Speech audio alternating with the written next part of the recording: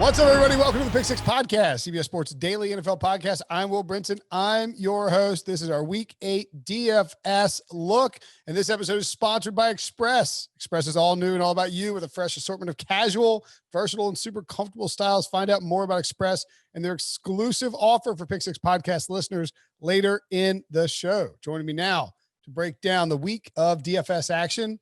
We are Heathless this week for the first time in a while. Frank Stampfl, what's up, buddy? Yo, what's going on, Will? What's going on? We're going to win $1 million this week. I'm feeling it. Oh, yeah? This is the week? This is the week. Heath and his contrarian takes aren't here to talk me off the chalk. I'm here to win. Chalk just wins money this year, doesn't it? Dude, chalk was all over the place in week 7. And it was a crazy week, too. I think I scored 196 in my cash games, and there were a few where I actually didn't cash. Are you serious? Wow. I had that happen last year one week. And I had like Christian McCaffrey and Will Fuller with the Deshaun Watson stack. And I was up in Stanford with like doing the show that week from the studios there. And I was like going nuts. I was like, I'm going to win $1 million. And it was like, I won like $200. Better than winning nothing. I faded my big mistake was fading the Sunday night game, which turned out to be how you won all the money. Yep. This guy too. And it wasn't even that highly owned. That's the crazy thing. Oh, man. Yeah, the thing is, I think a lot of people had the decision of Deshaun Watson or Kyler Murray, and I went with Watson, and I didn't have much Tyler Lockett either in that game, and it's like... You needed Lockett to win anything. Yeah, anything big. For sure.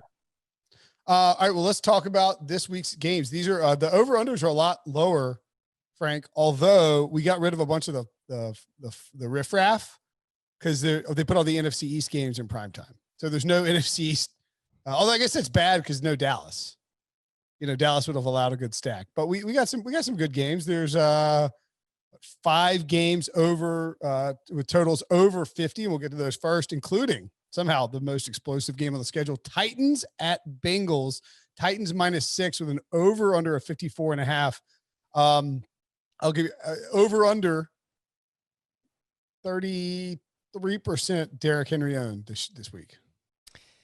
So Henry is interesting, and I like him, and this should be a smash spot on paper, but his price is very high, and there are other running backs like sub 7K that I am very excited about that we'll get to in just a little bit. So I'm going to go under that, but I do think he'll have decent ownership this week, but 8,000 is just a big price tag. We know what he's capable of. Obviously, he's had 2 games of 30-plus DK points, and obviously that game with 43, so... we know what he's capable of, but it's just a really, really big price tag. So I'm going to go under that number. Would you rather have Derrick Henry or Alvin Kamara this week? Henry's 8K, Alvin Kamara's 8.2K. Yeah, we have to see what happens with Michael Thomas, obviously. Sure. I think that's trending towards him probably not playing, which helps Alvin Kamara. But between those two, I actually probably would lean with Derrick Henry. The Chicago Bears defense has been pretty lights out. Aaron Jones, I'm looking at running backs. We're doing this game back. Is there a chance Joe Burrow is the Millie Maker again this week? I love both quarterbacks. I like this game. It's probably my favorite game on the schedule, and not just because it has the highest total, because there's a few other games we'll get to with a total higher than 50, but both quarterbacks have been underrated all season in this game. Ryan Tannehill, 6,800. Cincinnati just gave up 5 passing touchdowns to Baker Mayfield. Without Odell Beckham. Without Odell Beckham. So that should tell you where their defense is at, and they just traded away Carlos Dunlap as well. So Joe Burrow at 6,200. I actually like him more than Ryan Tannehill because you get those $600 worth of savings. And if it weren't for Kyler, Burrow actually would have been the slate breaker. He put up 38 DK points last week, and he leads the NFL in passing attempts. Tennessee has allowed multiple touchdown passes in 5 straight games. So I like both quarterbacks a lot, but I do lean with Burrow in this spot. I feel like there's a lot of chances for bringbacks here. Like you could do a Burrow. If you do a stack with Burrow, what are you going with? You think? So yeah, honestly, you could do a double stack with Burrow and bring it back with Derrick Henry here. You could go Tyler Boyd and T Higgins, or T Higgins. And if you wanted to go AJ Green, I think he's actually not that bad. Maybe this week. No, he's not. He's my favorite value play in this game. He's 4,500, but you can do bringbacks. You could do double bringbacks. You could stack this entire game. Corey Davis is 5,100, and he has at least 11.9 PPR points in every game that he's played. So he's been pretty safe. I don't think the Bengals secondary is all that good. A.J. Brown is 6,900 and Tyler Boyd is 66. So I like those two if you want to spend up a little bit more. But there is value plays in Corey Davis, A.J. Green, T. Higgins is $5,600 as well. So I like both passing attacks a lot. And Gio Bernard will be in play if Joe Mixon is out. Gio Bernard is still just 5,800.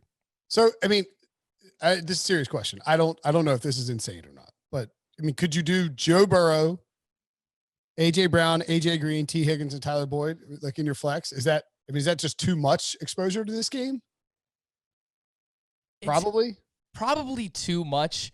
But if we're being honest, if there's one game that's going to go ballistic this week, I think it's probably this one. I don't think either neither team is afraid to like get involved in a shootout, and neither team can stop anybody. Like these are the teams I've been wanting to play against all year long. Because they'll let Burrow drop back 50 times. Yep. Tannehill will throw 40, but I mean, more than likely they'll try to run Derrick Henry. And you could do, I mean, I might do this. I mean, I might honestly just go 100% Joe Burrow, which I'm sure will end up biting me in the ass, but that's fine.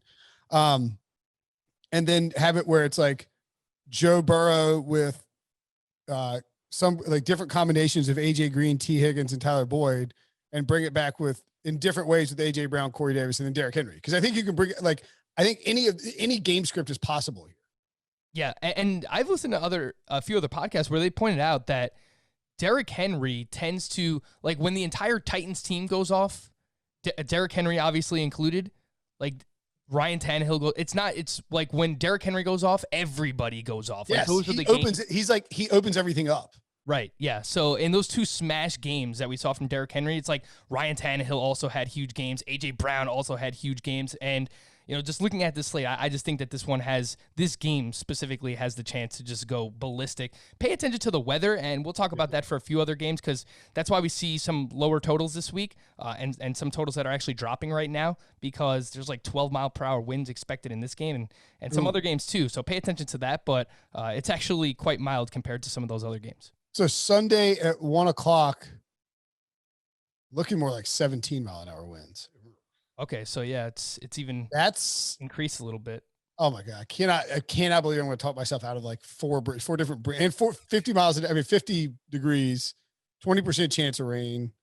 I can't believe I'm going to talk myself out of this game because of like 15-mile-an-hour wind, and I'm going to be so mad when it goes over like 1 billion points. Yeah, but again, like the Raiders and Browns expected like 20+ mile per hour winds. Same thing with the Packers game as of now. Packers and Vikings expected over 20 mile per hour winds and like 35-degree weather. So let's get to that. Anybody else on a sleeper situation from this game? No, I think we pretty much hit on it. Jonnu Smith is okay at 4,100, but he actually split work pretty evenly with Anthony Firkser. So I don't really love Jonnu either. Okay. And if Jonnu's out there, you don't really love Firkser either. So. No, they cannibalize each other for fantasy value. I played Firkser last week. That didn't go very well. Las Vegas at Cleveland. As Frank points out, the weather in Cleveland looking a little. If the weather in Cleveland is bad, shouldn't the weather in Cincinnati be bad? 26-mile-per-hour wind? Yeah. What? No, yeah. This week is crazy for weather. 60% chance of rain, 50 degrees. That is a hellscape. Yeah, it's not good. But your point is valid. It's like it's just weird that it would be. How far away are they? Can't be that far.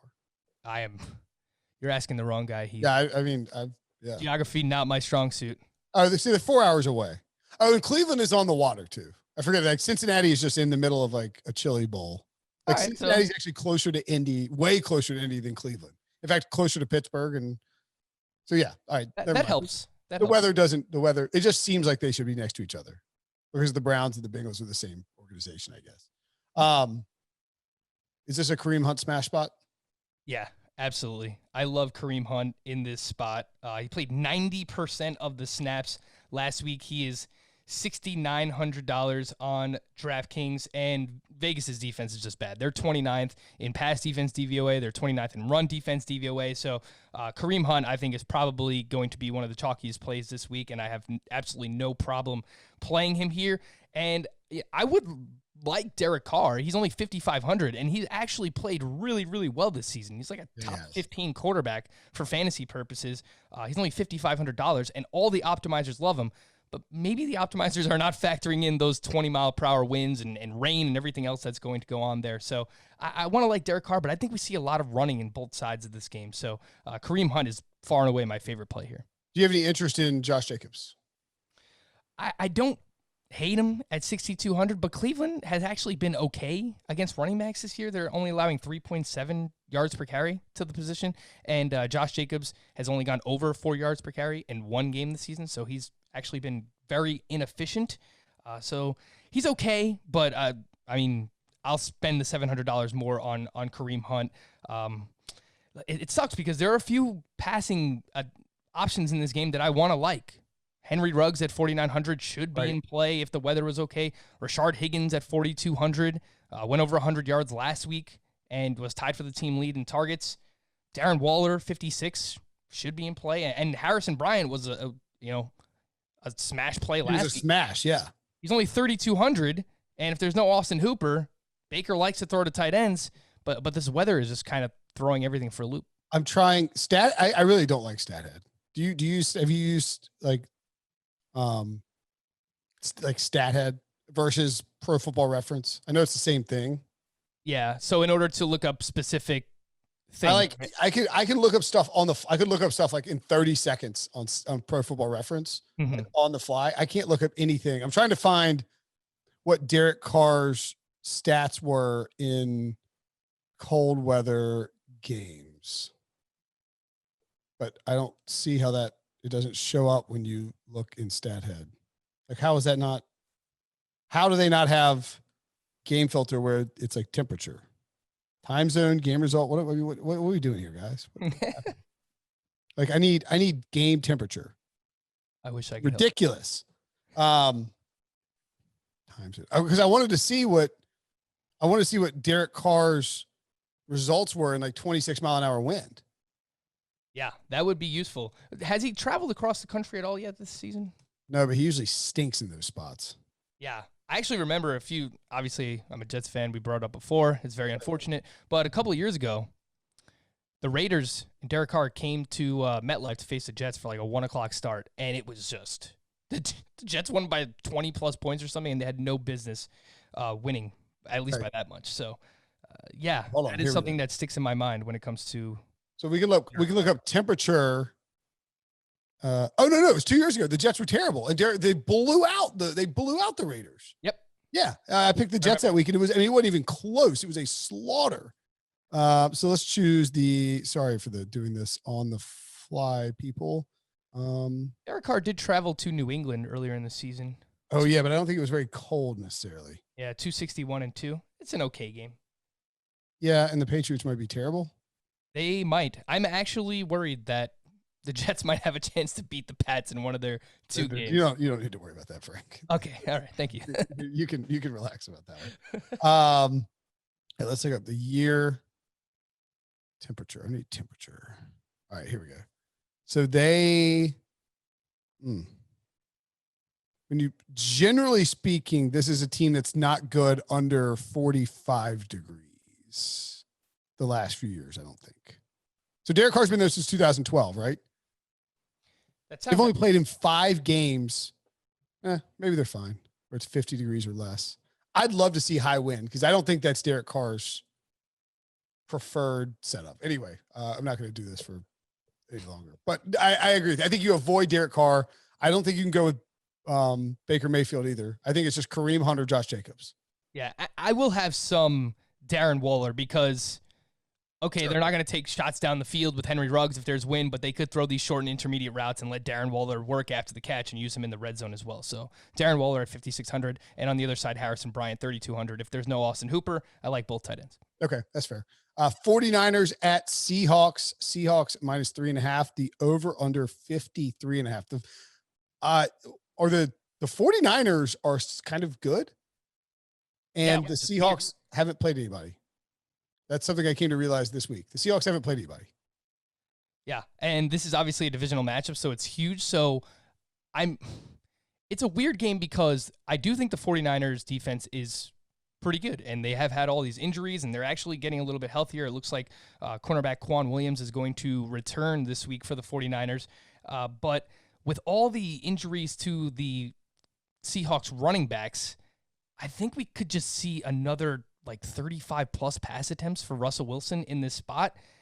So I think you have to have some exposure to him, especially in GPPs, but the price tag is obviously high at $7,800, and I think if you're going to pair him with someone, I'm going to go with Tyler Lockett again. And it's not just because I'm chasing last week's points, it's because he's still $300 or $400 less than DK Metcalf, and I think he either has the same amount of upside or even more upside than Metcalf. Yeah, for sure. So if I'm going to use Russell Wilson in this spot, then I'm going to pair him with Tyler Lockett, and on the other side, Brandon Ayuk just went over 100 yards, 5,800. Oh, Ayuk might be a smash this week because no Deebo Samuel. Right. The Seahawks can't guard anybody outside. They'll play Ayuk outside. And if you're Seattle, you have to worry about George Kittle too.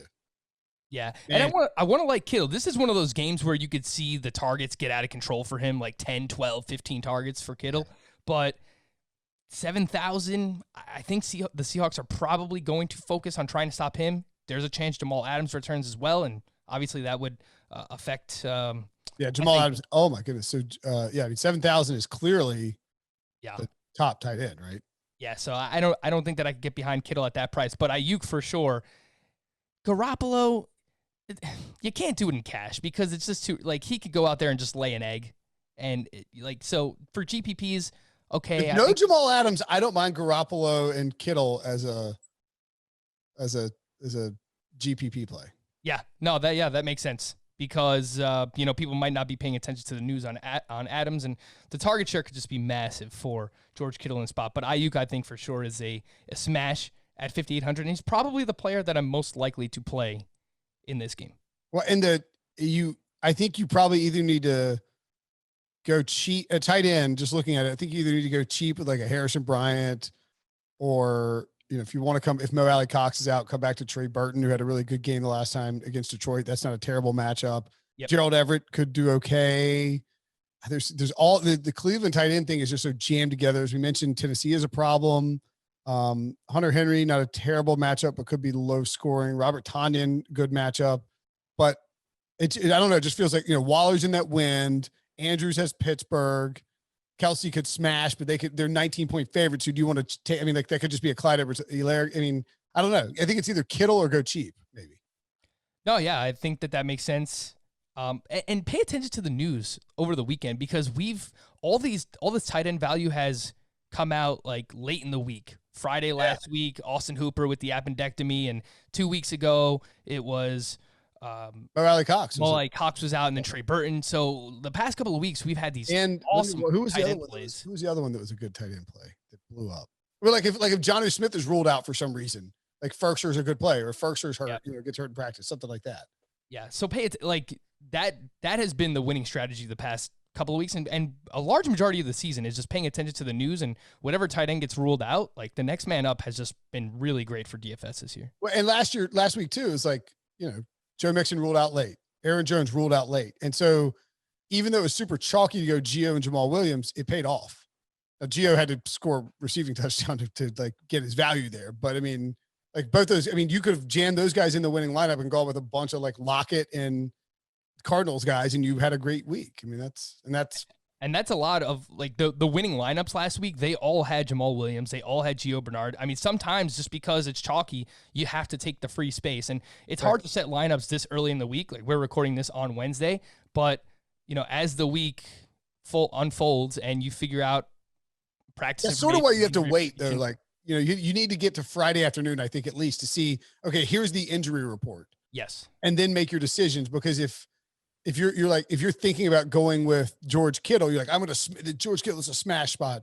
And then Mo Alley Cox is ruled out, and you can get Trey Burton for nothing against a Lions team where, the Colts are probably going to have to, anyway, we'll get to that game in a second. But I mean, that's sort of the point. It's don't get locked into something early in the week because you just don't know. Any other Who's running the ball for the 49ers here? Your guess is as good as mine. Tevin Coleman back? Tevin Coleman is eligible to return, but we have to pay attention to the news there to see if Michael Hasty. So Michael Hasty is $5K, which is not terrible if there's no Tevin Coleman. But the Seahawks have actually been really good against the run. Their defense has been terrible against the pass. But Hasty at $5K could be in play. But he's another. We're getting like all these running backs this week. Hasty, the Ravens guys, Melvin Gordon. Like we could have a lot of really good value, but it depends on the news, obviously. Right. And Hasty's not like if Hasty's not okay. Aaron Jones is out, locking Jamal Williams. Hasty's no. If Tevin Coleman is out, then maybe you can play him as a low price pivot. He's not even like a 4K guy, right? Yeah. It's the same thing with DJ Dallas on the other side. Like the three running backs ahead of him are all hurt. He's not a good player, but at 4K, if he's going to get you 15 touches, then yeah, he's in play. All right. That's going to be a nice crisp fall game up in Seattle. I bet there will be a bunch of people up there trying to be comfortable and watch football. Maybe they can do so. Say prepare for winter in wearing some Express. And I'd like to highlight the Art of Essential for Men collection from Express, a fantastic group of clothes. Who doesn't love a good waffle knit crew neck sweater? That's something I can settle down to watch football in, but also podcast in afterwards. And if I ever get to leave the house ever again, it's something I'd wear in a social setting as well. Versatility at its finest. So check out what Express has to offer and text the word football to 397-737 to receive $25 off a $50 purchase. All right. Vikings at Packers, Frank. Packers -6.5. The over under 53.5. The Vikings have shipped off. I keep thinking they traded Everson Griffin, but they didn't. They traded Yannick Ngakoue. Yeah. Which should only make life easier for Aaron Rodgers. It does sound like it might not be, Aaron Jones might not be back this week. If Aaron Jones is not back, will you return to the Jamal Williams well? Oh, absolutely. Even at $6,100, his usage last week it was exactly what we wanted out of him. He had 23 touches, 19 rushing attempts. He scored a touchdown. He had 4 receptions as well. He played a buttload of the snaps there. So even at $6,100, if there's no Aaron Jones, the Vikings defense has been better against the run than they have against the pass. But that's still, okay. Yes. Yeah, it doesn't really mean much anyway. So yes, I would definitely be interested in Jamal Williams. This is another one of those games with the weather here, Will, that we have to pay attention to because last I checked, 37 overcast, 20-mile-per-hour winds in Lambeau. So that does not sound great for the passing attack, but if it were to ease up and get better throughout the course of the week. And again, we record this on Wednesday. Like we don't, you can't lock that. These are decisions you need to make on Saturday or maybe Sunday morning. Yes. When, you're seeing it on on the pregame shows and it's like out here in Green Bay, the frozen tundra, the wind is whipping. This is going to be a tough environment. That's where you're like, maybe I'm out on Devontae Adams. Yeah. And that makes a lot of sense. And like, if it's okay and you can get involved, I think that you should because this is a big point total. It's over 50. I don't think the Vikings defense is good. They lost Danielle Hunter for the season as well. And in week 1, Aaron Rodgers went off for 364 yards and 4 touchdowns. Devontae Adams went off in week 1. He just went off last week as well. Guess what? If you didn't have Devontae Adams or Tyler Lockett, you probably did not cash last week. So that is the upside that we're dealing with. He's $8,800 though, Will. It's insane. $8,800 for Devontae Adams. So I mean, that's tough. More than Alvin Kamara. Yeah. If you have any doubt over the weather, like you really have to be sure that it's going to be a smash spot if you're going to play him at $8,800. At $8,800, what kind of ownership is he going to have coming off that box score last week? Because the next highest price wide receiver is DK Metcalf at 7,500. And then you have Adam Thielen in this game as well at 7,200. I mean, 8,800 is a lot. It is a lot. I'll say like 8 to 10%. Wow, really? So not even up to like 20%. Even I just feel like he was highly owned last week, right? Oh yeah, he was massively owned. Right, but he paid it off in spades. Like it didn't. If he was 50% owned, he still paid it off. Yeah, he was like the high priced because of the running back value. It was like if there's anyone you were going to spend up for last week, it was Devontae Adams. Right. Okay. So I mean, I don't know that you can. I don't want to say you can't play him at the win if there's a lot of wind, because that just seems stupid when he goes bananas. But it is tough to stomach $8,800 in a game where the Vikings have lost two of their starting defensive linemen. Not that either one has really been healthy or has been good against the run, and Ngakoue and Daniil Hunter respectively. But, this could just be a game where they just feed Jamal Williams and be like, all right, Kirk Cousins, throw in the wind against us and come back. Have fun with that. Yeah, I think roster rate this week is going to just be wacky, because I think the weather is just really going to throw things off a little bit here. So people are, there's going to be a slight indecision, and some people are going to try to take advantage of it and be like, oh, well, it's contrarian play, it's GPP. I can, right. I can get some leverage on it that way. But some people are going to be scared off. So it's going to be interesting to see how that goes. Devontae Adams, I'm looking at it right now in the giant double up last week. He was 45% rostered. Wow. That's substantial. So when you look at these games, the one thing they don't do on your phone, at least with DraftKings, is show weather. Right? I believe they show it on the desktop. Yeah. So like when you're doing the lineup builder, you don't see. No, that they do. Like there's no it's like opponent ranked 29th. I mean, I don't know how you fit in Devontae Adams. Oh man, that is a crazy price for a wide receiver. Yeah, and especially if you want to, you don't have to stack it with Rodgers, obviously, but if you want to get Devontae in there, we're gonna have to get some running back values this week. We're gonna have to, if there's no Mixon, we get Gio. If there's no Aaron Jones, and even at 6,100, it's not a great value. Yeah, I just wonder if people might venture down to Adam Thielen instead. So, this could be a blowout. They'll have to throw. I mean, Thielen just doesn't have. I mean, I guess he does. I mean, he has upside, but it's not. He doesn't have. I mean, Devontae Adams has played 4 games, and 2 of them have been 44 points or more. He's a monster. It's ridiculous. He has 26 catches in two games. I saw that he's on pace for 160 targets. Meanwhile, he's played 2.5 games. He missed 3 weeks. I mean, it's 3.5 games, whatever it was. Yeah. He's 3.5 games. I mean, is it if it's that concentrated? If Rodgers is going to him that much, then it's gonna be really hard to get away from it.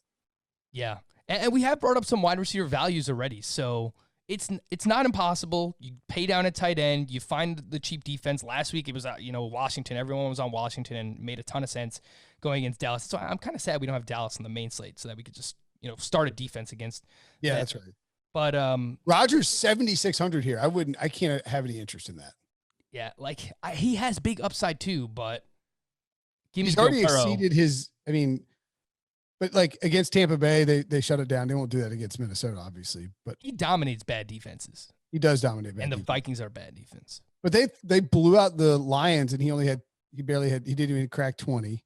They handled he had 24.5. I don't know that he has slate breaking upside though. Probably, I don't know. I don't know. I think he needs to score a rushing touchdown. Tannehill's been a better DFS quarterback over the full course of the year, right? Yeah, based on so has Burrow value versus because Rodgers' salary has been consistently higher than Tannehill's. So all right, let me ask you this: if you play Devontae Adams, do you need? Because if you play Devontae Adams, you need 35 points to pay off his salary. 28 points. Yeah, 25 to 30 would be great, and anything more than 30 would be just okay. So 25 to 30 to pay off his salary. But if he goes for 25 or 30, don't you have to have Rodgers with him too? Well, say Rodgers throws 275 and 2, and that's a good point. And Devontae Adams gets 10 for 150 and those 2 touchdowns. Then you don't even want Rodgers. Yeah. Okay, that's fair. All right, so maybe and he's 7,600. So I don't know if you can stack him. I have no interest in Kirk Cousins. Yeah, me neither. The thing with Thielen, he's 7,200, but I think that his upside is starting to be capped by the emergence of Justin Jefferson. And I'm wondering if coming off the bye, do we see even more Justin Jefferson? I do like for the Vikings that their target share is so concentrated just between those 2 guys, basically. But, if you're going to take a shot on one of them, given the game that we last saw from Jefferson, why wouldn't you just spend down 700 to get him instead of Thielen? I would also assume that Jair Alexander is going to be on Adam Thielen and not Justin Jefferson. Thielen did have 2 touchdowns against them in week 1, but that's They were probably total something. garbage time. Yeah, that's something the Packers are going to try to rectify, I would imagine. I still don't think the Packers defense is very good. No, it's not. But for some, like, they're shutting down wide receivers. They've been pretty good against them this season. I just don't know. I don't know that I want anything to do with those guys if we're in a situation where there's a ton of wind and these guys need like a crazy comeback. Like, I don't, you know what I mean? Yeah. It's asking a lot out of Cousins and those guys. All right, I don't know why we're lingering on this game so long.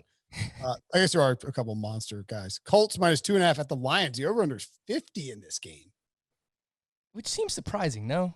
Yeah, I saw that. I was like, I'm going to take the under here. It's like a smash underplay here. Well, I guess the fact that it's in a dome and all these, we're talking about all these other games that have concerns over weather. We don't have to worry about that with Detroit. I think both defenses are in play. I really don't. Wow, but the Lions defense? Yeah, I don't think they're good, but Phillip Rivers is probably good for at least 1 turnover in this game. So the Indy defense ranks 4th in DVOA, 4th against the pass, and 5th against the rush. And this is counting for schedule, and they haven't played anybody so far. The Detroit defense is actually 18th, and they are 23rd against the run. Is this a spot for Jonathan Taylor finally? It should be for the 15th week in a row. He's $6,600, so it really comes down to his price point, and it's all right. At that price, you could spend $300 more and get Kareem Hunt, who I think is in a better spot. Or if Aaron Jones is out, you could spend $500 less and you get Jamal Williams. So I like him. He shouldn't be. He won't be owned. He won't. And there have been some whispers that all right, coming out of the bye, like they're going to hand it over to Jonathan Taylor, and we're going to see like 20 plus touches in a good spot here against Detroit. So I think as a GPP play for sure, he is in play. But in terms of cash, I think that we have better running back values. He's had 1 game this year with over 20 carries. That was against Minnesota in week 2. They had a huge lead, and he finished with 22 fantasy points because he averaged 3.9 yards per carry and did score 1 touchdown. He's not heavily involved in the passing game. He went up against the Jets in week 3 and had 13 carries, and they won 36-7. Now their defense scored twice. I understand that. I mean, they've blown out. Oh man, I just don't know. They were losing to Cincinnati. They were losing to Cleveland, I guess. They manhandled the Bears, and the Bears have a good rush defense. He is going to be 5% owned max. Yeah, and it's a good matchup too, but it just depends. Like if you just based on the other names that we have, that's why I can't get behind it in cash. But as a leverage play in GPP or tournaments, then I could see it. Trey Burton is super cheap, and we spoke about him a little bit already as well. But need Mo Alley Cox out to do it. Yeah, it helped. I mean, like there were games where Mo Alley Cox was in there, and Trey Burton has still seen 5+ targets in each of the past 3 games. So I think they really like him, and he's just the guy. But it would help if Mo Alley Cox is out. Is DeAndre Swift just a startable second running back? He is, I believe he's like 52 or 5,300. Yeah. And he did play a season high 45% of the snaps in week 7. So I like the way that it's trending, but AP is like still just doing enough to be annoying. And I think the Colts defense is actually legitimately good. So I'm probably going to pass on DeAndre Swift. And it looks like, based on at least the game logs, he's only going to run if they are up big in the second half.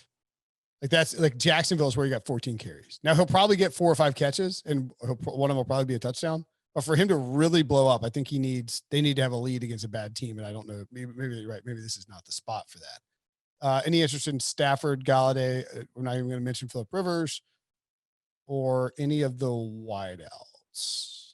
Not really. The Lions pass defense has actually played a lot better, and who are you going to trust in Indy?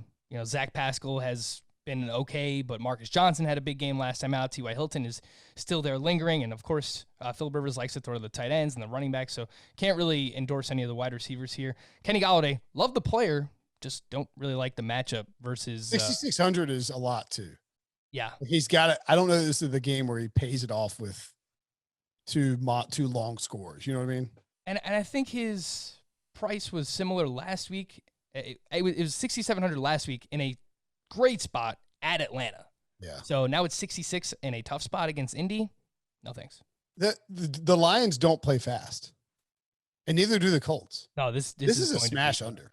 Yeah, it's like betting wise. I think this. I don't know why it's 50. It's I don't either. Odd. The Lions are gonna run Adrian Peterson, and the Colts are gonna run Jonathan Taylor. Does Kenny Golladay have what is his highest? You sort by fantasy points. What is his highest? The biggest game of his career. I'm just seeing. Does he ever put up I don't know. If he's ever put up like a true ceiling game for a guy of his skill set. I mean, last year he had 123 on 6 catches with 2 touchdowns and 158 with 1 touchdown. Yeah, the thing is, he's never, as great as he is, and I think he's super talented. Yeah, he's never like a target hog. You know, right. He's not like the Calvin Johnson or Megatron of this offense. Ever since Megatron retired, Stafford really just spreads the ball around, and he takes what defense gives him. So as good as Golladay, he doesn't have a career. He doesn't have a 10 catch. He didn't have a 9 catch game in his career. Yeah, no, he's not one of those like huge volume guys. He makes great plays down the field. He only has 10 games with over 100 yards in his career, and for a guy who's as good as he is, that's really surprising. Yeah, right, maybe all 6 of his receptions were contested catches last week. Yeah, it was crazy.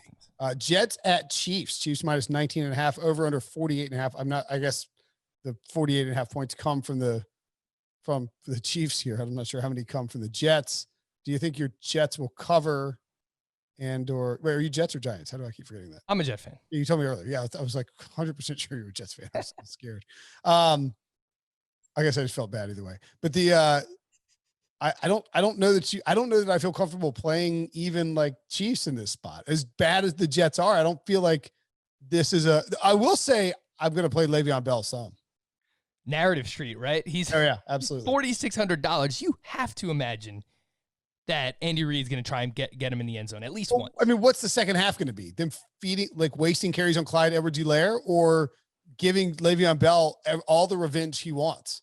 That's why it's hard to get behind paying up for really anybody on the offense outside of Le'Veon Bell just because he's so cheap. But Patrick Mahomes, Clyde Edwards-Helaire, who I don't hate.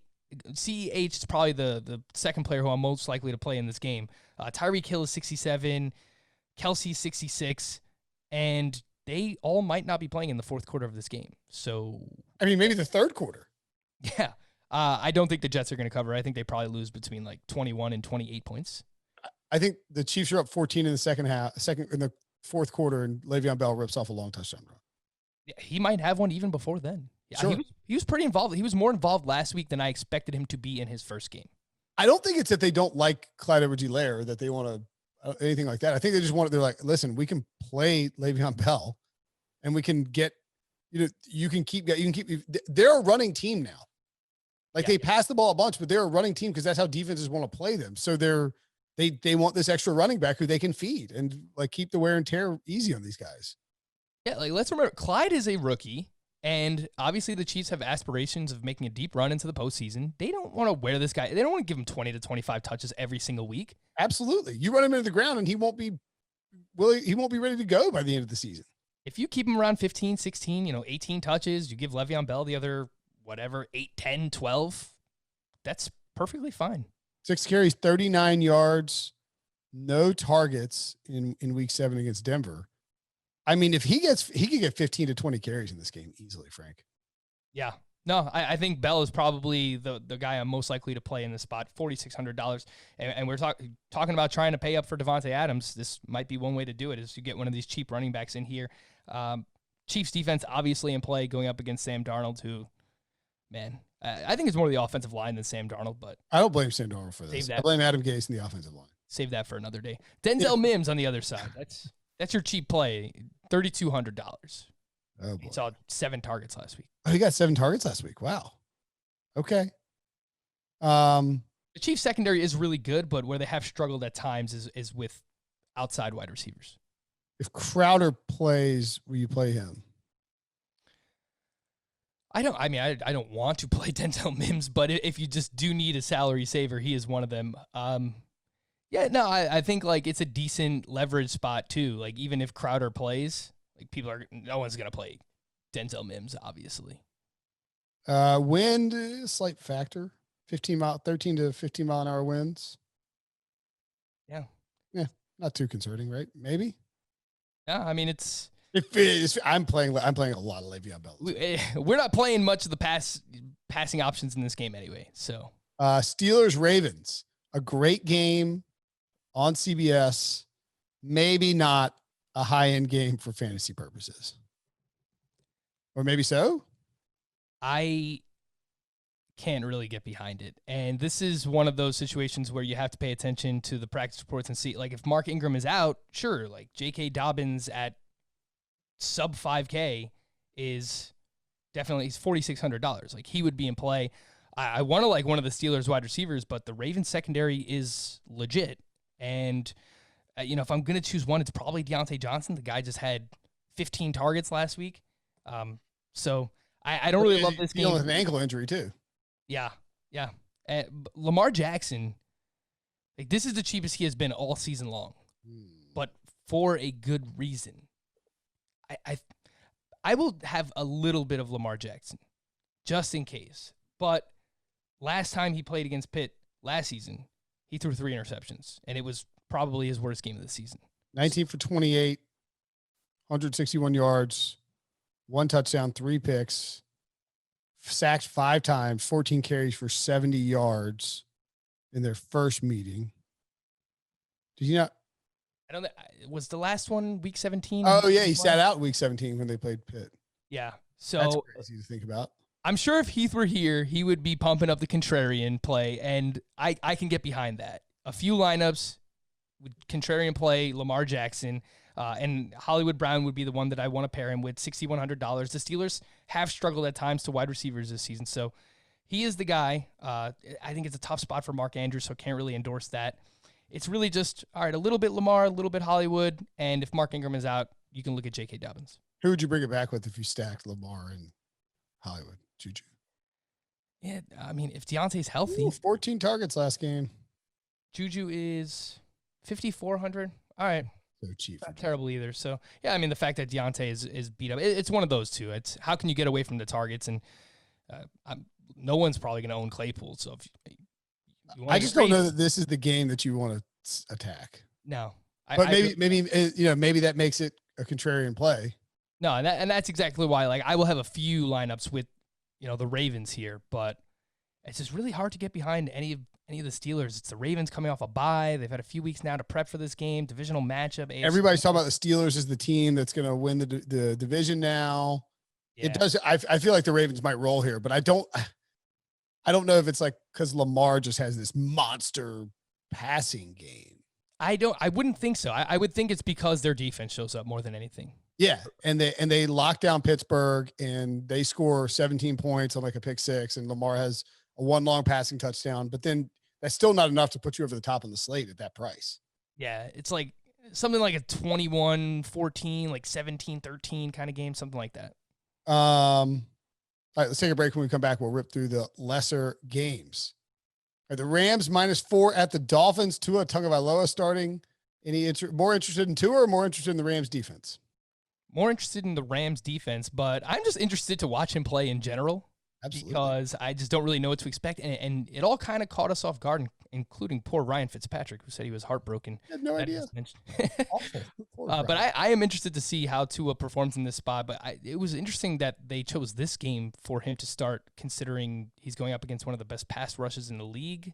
And it doesn't make any sense for him. Coming off of a What are they doing? He had the Jets and the Jaguars. Why are you starting him now?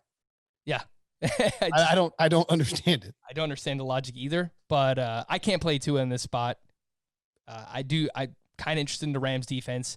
Myles Gaskin is still way too cheap. He is $5,200, and a large majority of his value has been targets. Yep. And we don't really know if Tua is going to throw him the ball, but still, even at $5,200, I can get behind Myles Gaskin at that price. I think I was reading I think it was Lance Zierlein's draft. Oh no, maybe it was Mike Renner, Pro Football Focus, but the draft profile for Tua, and it's like some people think if he doesn't see it on his first read, he sort of panics. And you wonder, will the Dolphins make it like try to create as many, and I think Chan Gailey can do this, create as many easy first read opportunities for Tua as possible. And that makes sense anyway with a rookie quarterback, right? So if you're doing that, it's not going to be, like a multiple wide receiver flood concept. You're going to have slants. You're going to have quick, like, hey, look to the first read. If it's not there, then go to Myles Gaskin out here on the swing pass. So it's very possible that he could end up with a lot of looks. I think Gesicki is kind of a sneaky play because, you could see a rookie quarterback lean on, his, you could see a rookie quarterback lean on his tight end. The guy I love in this game is Darrell Henderson. And he is 5,900. 5,900. Yeah. Yeah. I mean, he's basically the guy. He's still not seeing a huge workload in terms of snaps. He's like been between 50 and 60% of the snaps. The problem for me, Will, is that Malcolm Brown does just enough to be annoying. And he does do just enough to be annoying. Sometimes they use him in the red zone, and sometimes like they just have drives where if he's rolling, they'll just continue to go with him, and he just won't leave the field in the red zone, and he gets a few targets here and there. He just does enough to be annoying. So within this game, if I'm choosing a running back, I would take the savings on Myles Gaskin for 700 less. Okay. I like you said, I'm fine with I like the Rams defense, but not a whole lot else. Chargers -3 at the Broncos, over under 44. Not a lovely game. No, not very excited about this one at all. Could be a game where the Chargers actually roll here. Justin Herbert, fantastic last week, but the Broncos defense, surprising, like the 49ers, the Broncos defense has been beat up, but they've still been like pretty good all season long, and they got AJ Boye back last week. I don't know that that's going to matter. I think Herbert could be fine, but at $6,900, I just can't get behind him at that price. Keenan Allen was a great play last week at 6,200, and he's 6,200 again. So while the Broncos, all they do is feed. All Herbert does is feed Keenan Allen. No, like the targets, he sees like 25 to 30% of the target share, and then Herbert basically spreads it around like a few deep shots to Jalen Guyton. He'll throw a few touchdowns to random backup tight ends that just make you want to pull your hair out if you have Hunter Henry on your teams. But yeah, can't get behind Herbert. I think Keenan Allen's a decent play, and if Philip Lindsay is out because of this concussion that he's dealing with, I think Melvin Gordon at $5,600, just because he's probably going to see close to 20 touches, would be in play here. Okay. Is this the first or second time it's the first time they played, right? Yeah. I believe it is. Yeah. Saints -4. Yeah, I don't really love anything in that. I don't like Chargers-Broncos. I think it's a low-scoring game. Yeah, that makes makes Chargers pound the ball, and Herbert will take some shots, and Denver won't do much. Saints -4 at the Bears, over under 44. I love this over under. It's going down. It was at 45, which is it's moving. It's going to be moving past a key number.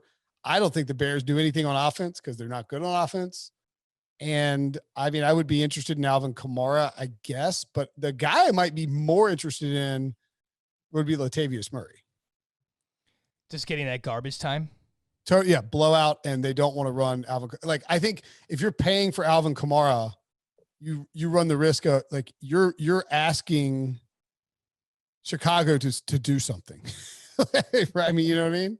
Yeah, Nick Foles has just been terrible, and they have nowhere else to turn because him and Trubisky are both quite bad. I like the Saints defense as a result. So if you want to go with the Saints and Alvin Kamara, or Saints and Latavius Murray, which is something that could pay off, because look, if you get one or even two, it's not inconceivable, 2 defensive touchdowns from the Saints, you're probably not going to see a lot of Alvin Kamara in the second half, which will lead to a lot of Latavius Murray in the second half. So Lat Murray is $4,300. The problem here, Heath, I just called you Heath. You are not Heath. You are Will.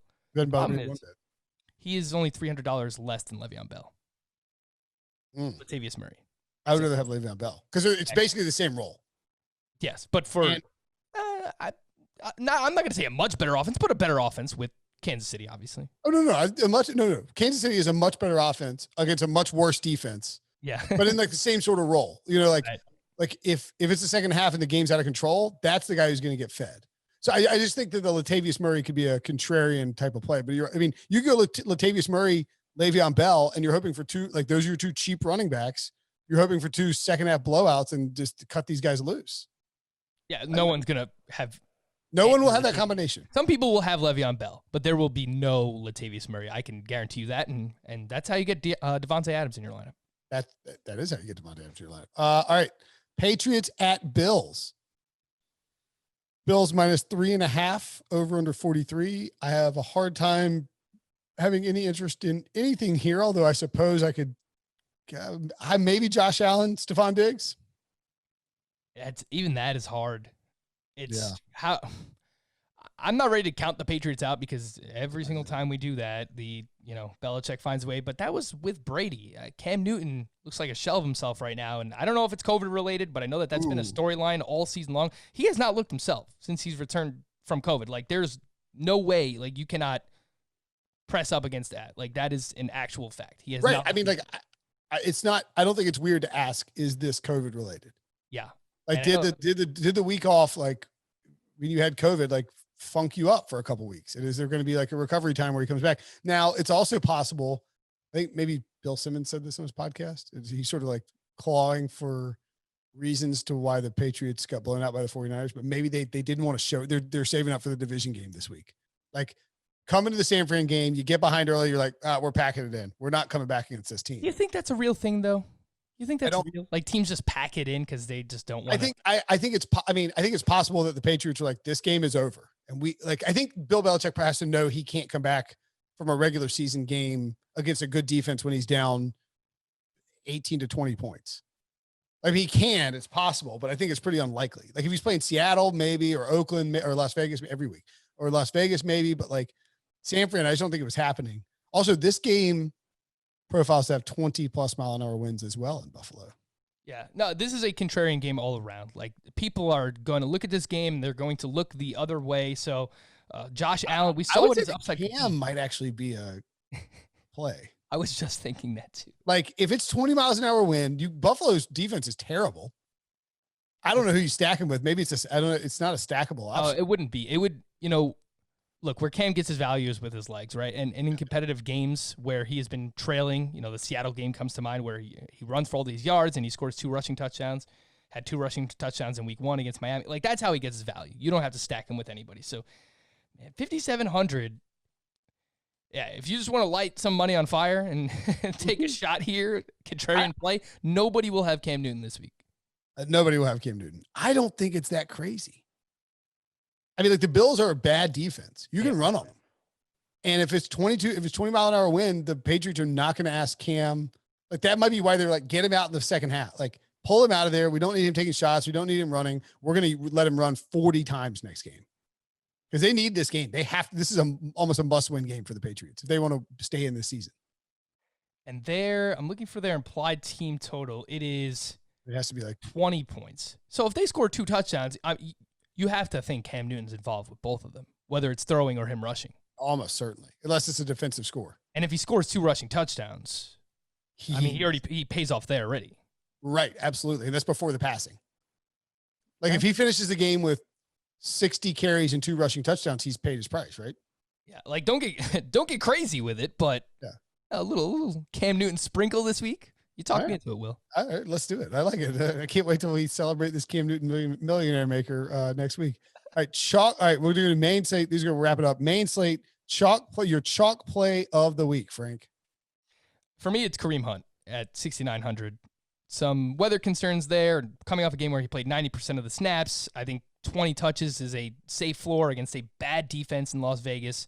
He will probably be my most rostered running back this week, Kareem Hunt. That is a very good choice. I want to go with Derrick Henry, but I will go with instead Jamal Williams. I don't think you can go wrong with it. He's 6,100. He will be owned by a lot of people or rostered by a lot of people, and he will pay it off if Aaron Jones doesn't play. Yeah, same thing with Gio too. Like, he would be in that same mix, 5,800 if Mixon doesn't play. Right, just run it right back from last week. All right, favorite value play, cheap, bottom of the barrel, under 4K play. What do you think? I like Harrison Bryant. I'm going with the Browns here at $3,200. Of course, this is contingent on Austin Hooper being out, but I don't think he'll be back. Had an appendectomy late last week, and he didn't practice on Wednesday when we were recording this. And Baker likes to throw at ends, and Harrison Bryant just had 2 touchdowns, so $3,200. Did we say under 4? Is it under 4K or under 5? It's under 4K? Yeah, under 4K. Okay, because that's dirt cheap. I will say Trey Burton is under 4K too. Yeah, Trey Burton was the one I was kind of looking at. I also think that I will go with, I'll say Rex Burkhead. I think it's a Rex Burkhead. You look at that weather, you look at Cam rushing it. It feels like a Rex Burkhead game. Like when they've played well offensively, it's been Rex Burkhead getting involved for the Patriots. So I'll throw, and he's not afraid to have a 2 touchdown game. So Trey Burton would definitely be one of them. Probably you got to sort. They sort all these guys. You got to get. It's hard to find the guys below. Oh, Denzel Mims we mentioned is a guy who should be involved in there. Yeah, what about Josh Reynolds? He's coming off a 1 touchdown or 2 touchdown game. 1 touchdown game, but they lined him up in the backfield. He ran out of there and he caught that pass. It was a very impressive. Yeah. Setup for the. Yeah, some optimizers I've looked at like Josh Reynolds this week too. He's only 3,100. How many different optimizers do you look at? I've got a few. Okay. What are your preferred optimizers? I use some of the sports line stuff. Okay. And I use Daily Roto. Okay. All right. Yeah. Cool. I've never used Daily Roto. I've got Fantasy Labs and Roto Grinders. All right, so let's meet up. Let's switch. Yeah, we should collaborate and see what these yeah, that's a good call. All right, what any beer that you've sampled this week?